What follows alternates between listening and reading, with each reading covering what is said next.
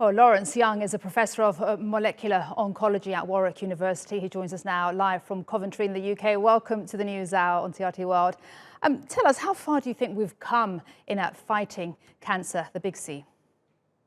We've come an enormously long way. I've been in this field now for almost 40 years, and we've seen an incredible impact of new therapies, early diagnosis on 5-year survival, particularly of some of the common tumors like breast cancer.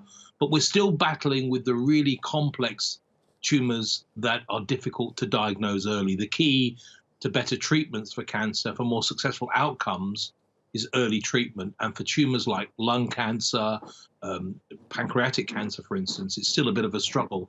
But there is enormous hope now with new blood tests that we'll be able to diagnose cancers early with new treatments, and indeed with new approaches to lifestyle changes that will have an impact on the overall prevalence of cancer over the next few years. So there's a lot going on. It takes years and years and years, but we've grappled with the basic science of cancer, and we're now developing much better targeted and personalized therapies. This is a very exciting time. That's good to hear. And you mentioned early diagnosis. Tell us, during the pandemic, how has all the communication and awareness of that early diagnosis gone? Because people have been so vigilant with other things.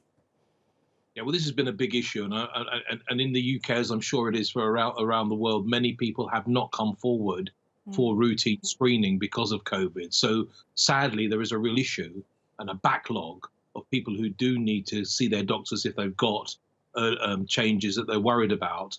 And there's no question, and we're already beginning to see this in the UK, that people who didn't come forward over the last 18 months or so are now presenting with later stage disease. That means it's more difficult to manage. So we just need to encourage as many people as possible, now that many healthcare systems are getting back to some degree of normality, that that they must come forward. And what we need, we do need better ways of early diagnosis. You've just heard in that clip around being able to use smears from women to increase the detection of early disease.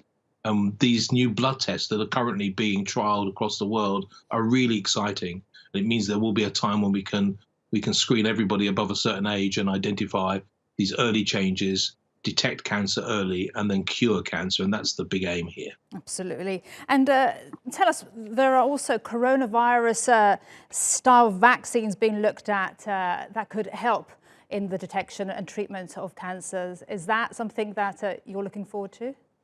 Yes, and indeed, this is work that's been going on for many, over more than 100 years. We've known that the body's immune system can see cancer as foreign, but doesn't quite work in a very effective way. So boosting that immune system, using vaccines therapeutically as a treatment, has been something that's been developed over many years in many different ways. And indeed, the mRNA vaccines that we hear so much about have been developed for treating patients with a particular form of skin cancer called melanoma.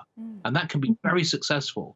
So this idea of being able to vaccinate against cancer as a treatment is very, very exciting. And of course, we already vaccinate in many countries with the papillomavirus vaccine, which is a prophylactic. It's a preventative vaccine to prevent young women from developing cervical cancer and to protect men from developing oral cancer as well. So there are some vaccines that we can use to prevent cancer, and we're going to see a lot more about this. One of the revolutions in cancer therapy has been the use of the body's immune system. And there are drugs that you can use that stimulate the body's immune system, and these again have proved enormously valuable in the treatment of many, many different cancers. So we are going through that cancer revolution, but in the same way that we have issues about access to COVID vaccines, we have to ensure equitable access to early diagnostics and better treatments across the globe, as we're seeing the incidence of cancer rise everywhere.